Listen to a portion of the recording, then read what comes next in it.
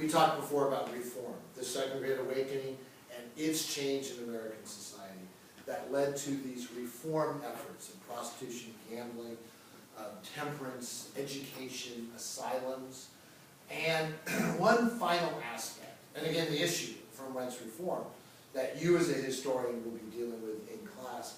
One final issue, idea, thing, is that reform comes not from within, from the Great Awakening, or top down from the elite, but there's another different kind of reform movement called Utopian societies.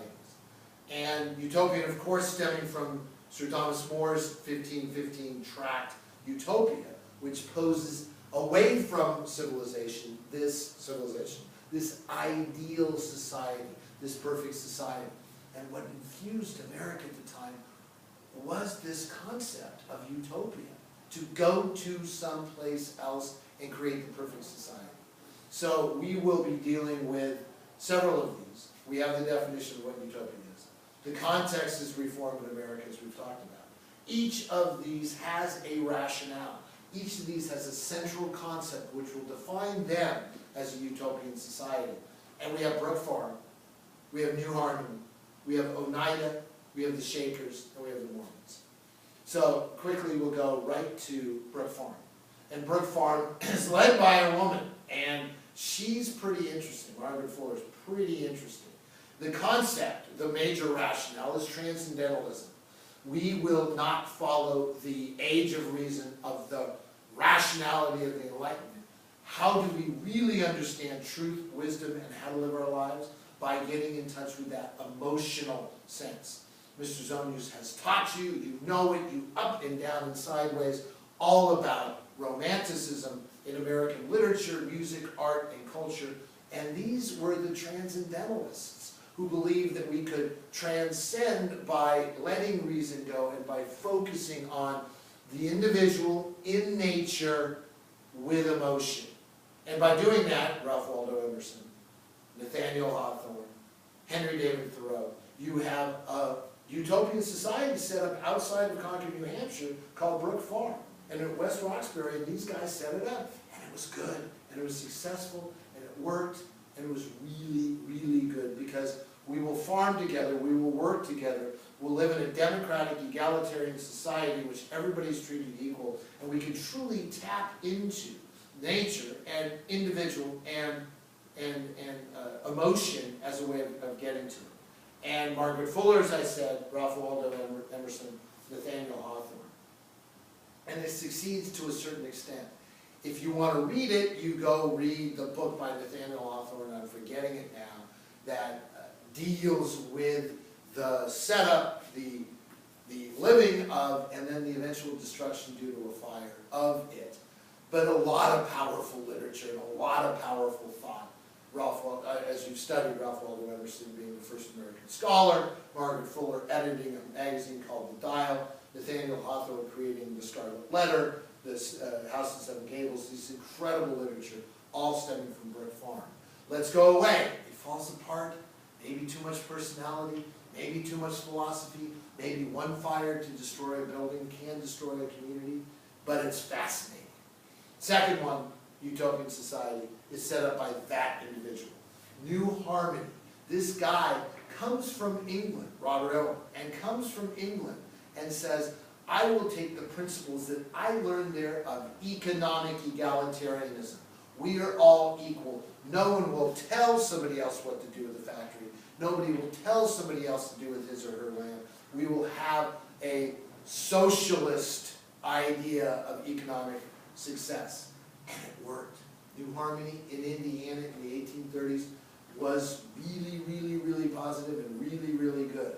Now, it didn't last forever, obviously, and you have to ask yourself, can a truly socialist, egalitarian, everybody working together, no one differentiated by property, no one differentiated by wealth, society work? It did for a while. It was quite good. He built it over in England as well. But again, let's not use mental, transcendental philosophy to separate ourselves and create the perfect society. Let's do the proper way to organize economic activity. So New Harmony was quite interesting. And there's Mr. Noyes, and he set up the Oneida community. And the Oneida community, upstate New York, again, these all seem to be centered in New York for some reason. John Humphrey Noyes, who had this idea that relationship between the sexes often led to an inequality and problems within society. There's a basis of reality to that. We have differences between genders. We have fights or problems or conflicts between those. And in 1848 in New York, he came forward with the idea that we have complete equality, that there is no gender difference of power, that everybody will be treated the same way. Two basic principles of executing that idea of complete equality was that there would be no traditional marriage. Marriage would be a community saying, these two people will come together, they will procreate, they will give the child to the community, and the community will raise the child. Therefore, there isn't the male-dominated power structure of a traditional marriage to throw things off and cause problems. Let's raise the children together in a communal, egalitarian, everybody the same society. And while we're doing that, what about the pressures of sexuality? What about the pressures of sex? Of all those things that drive us sometimes as human beings? It was a complete free love society. So you could consent to whomever you wanted to in that situation and have kind of, as the stereotype would become, free love. So you have free love, everybody gets to be with whomever they want to sexually, and yet the raising the children would be done by everyone, and the marriage, quote unquote, was only there for the procreation. We create great kids. The kids are strong because they're of two strong people together. Everybody's happy in this society, and it worked for a while, and eventually fell apart. But if you know anything about weddings and buying gifts for weddings, you realize that the economic power of Oneida still is here today. You go buy silverware, flatware, silverware for somebody, stainless steel for somebody's wedding, and you're buying Oneida. And that community still stays in that regard. However, different from that with the Shakers. And we'll do some work with the Shakers further later on, but they had the same idea. Let's remove the inherent inequalities of the society by living in a society in which we are truly equal. Everybody will be equal. No gender differences, no power relationships, everybody's equal. And the United Society of Believers in Christ's Second Coming had that. The Shakers said, we will have complete equality by having no sexual relations. Everybody's equal, no hierarchy because everybody's the same, no sexual relations whatsoever. And that's the way to get equality there. Very interesting idea, extraordinarily successful. Mother Anne Lee comes from England, 1770s. By the early 1800s, she is in America setting up the society, extraordinarily powerful.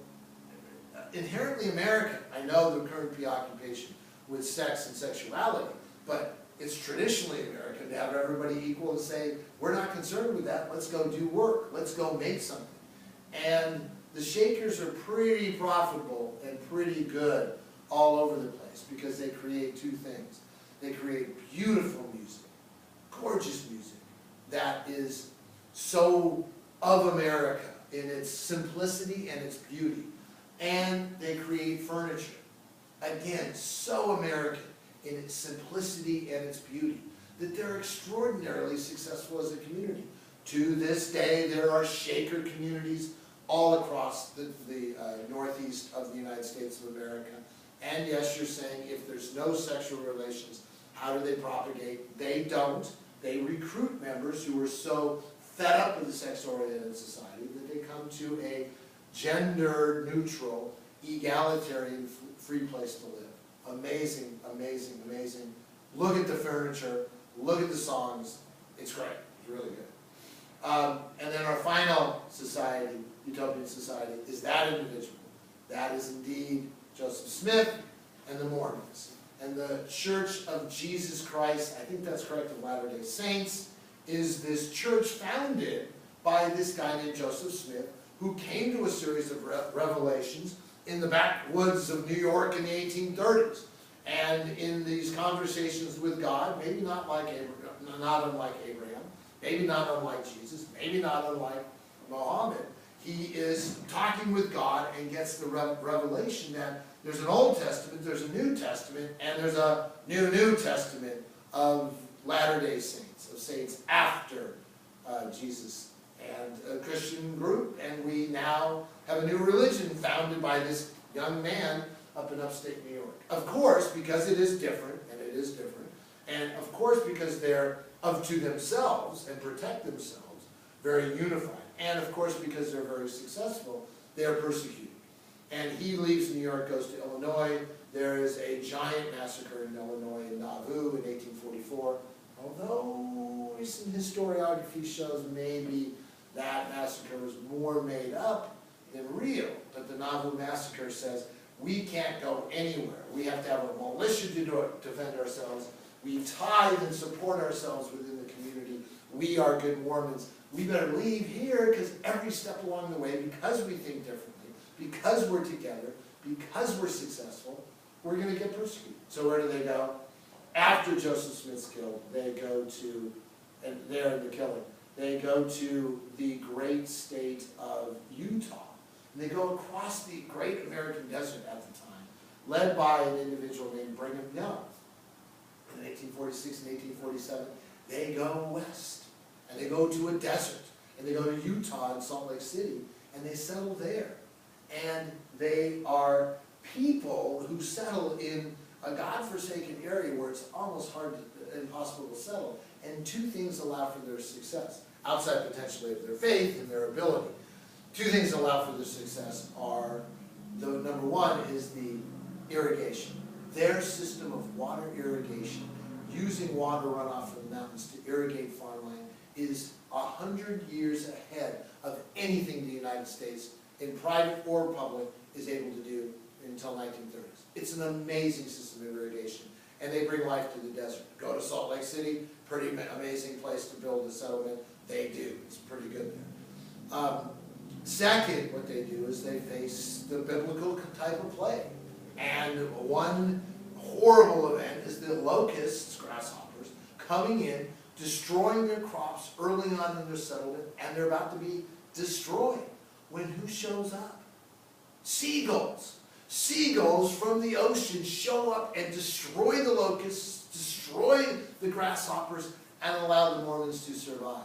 Thus, when you go to Salt Lake, the only city to have a giant seagull hanging over the main street as a symbol of its founding, back there with Brigham Young. Of course, you can go to BYU University and go see my buddy down in Provo, about 45 minutes south of Salt Lake City. And we have Mormons to the day because of Joseph Smith and Brigham Young and their practices. Of course, they still, to this day, suffer persecution because of polygamy back then, and that practice of polygamy, which is not condoned, not engaged in by the Mormons now. So, Second Great Awakening, Reform in America, Utopian societies. This incredible, leading to women's rights and abolition, which we'll deal with soon, amazing set of things happening in this time period, post-1850, before American Civil